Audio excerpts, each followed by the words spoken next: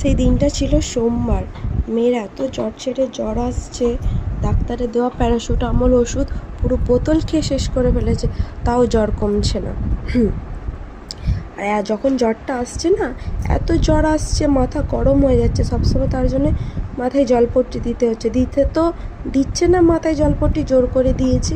আর দেখো মুখের ভিতর, চোখ মুখ যেন মেয়ের না প্রচুর লাল হয়ে যাচ্ছে, কেন হচ্ছে কি জানি।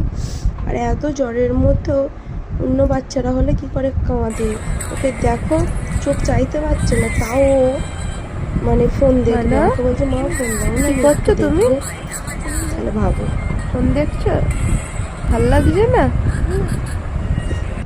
আর এখন রাত 11টা বাজে, ওর বাবাকে ঘুম পাড়ানোর চেষ্টা করছে, তাও ঘুম নেই চোখে, চোখ বুজে আছে কিন্তু ঘুমায়নি। দেখো এইভাবে দোল দিয়ে সারা রাত প্রায় কেটেই গেল। লাস্টে ভোরবেলায়